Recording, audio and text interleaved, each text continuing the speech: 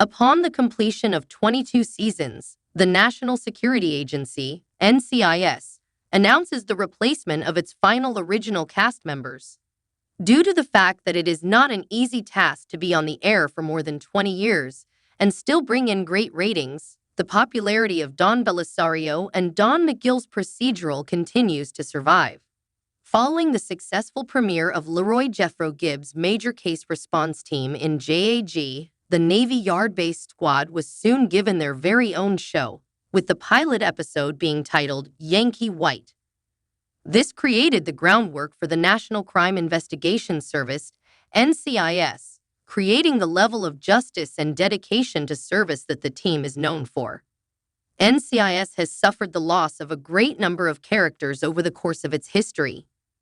It has, however, found a way to continue forward by bringing in fresh faces to fill the vacuum left by their predecessors. Much like other long-running shows on network television have found a way to move forward from there. After Ducky Mallard passed away, the National Security Agency, NCIS, was left without any of the original members of the Gibbs team in the show. At the moment, Timothy McGee is the primary character in the procedural who has been around the longest, having made his debut in the episode Sub Rosa.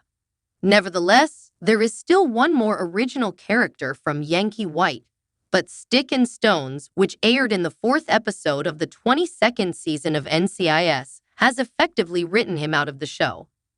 Additionally, Tobias Fornell is presented in the 1st episode of NCIS. The Federal Bureau of Investigation became engaged with Joe Spano's character while Gibbs' Multi-Criteria Response Team, MCRT, was arguing for jurisdiction over the case aboard Air Force One with the Secret Service. Taking into consideration his purported past with Gibbs, it is true that the roots of the character continue to be surrounded by mystery. To put it into perspective, Fornell has been the most prominent recurring character in the procedural, and he has been the face of the FBI for a number of years.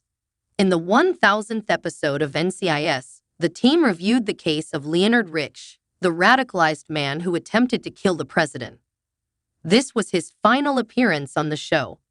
Fornell's departure from the FBI takes place many years ago. His contacts with the agency, on the other hand, have remained strong and significant even after he left the organization and pursued his own route independent of it. Because of this, it has become much simpler to call him in for exceptional cases, particularly in situations where the show requires assistance in gaining access to resources or information. The question of whether or not Spano will continue to make an appearance on NCIS in the future has not yet been answered. Having said that, it is possible that the CBS series will no longer have any purpose for him after the conclusion of Sticks and Stones.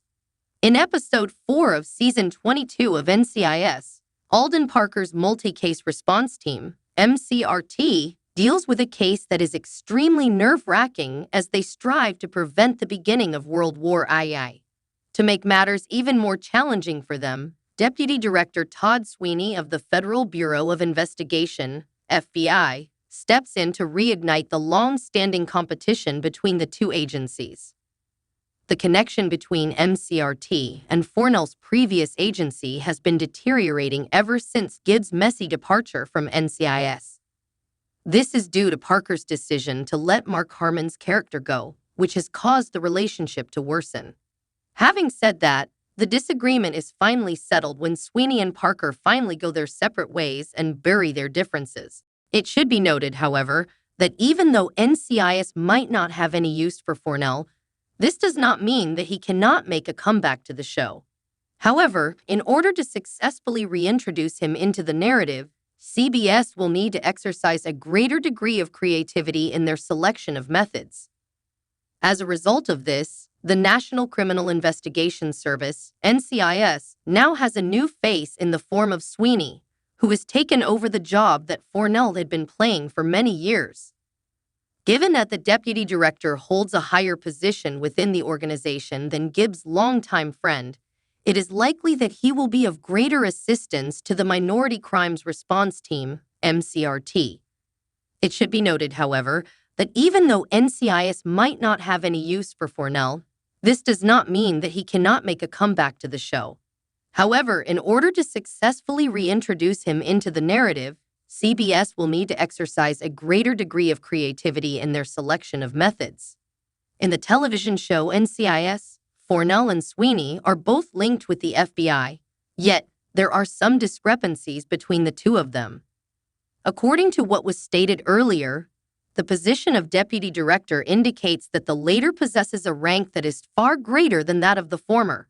However, in addition to that, they have different demeanors.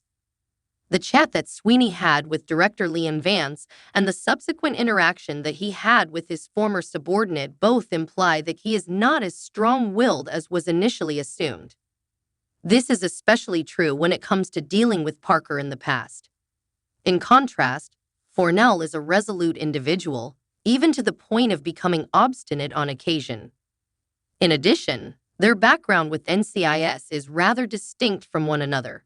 Given his past with Gibbs, Fornell has a personal connection with the team, in contrast to Sweeney, who is still in the process of creating a rapport with MCRT.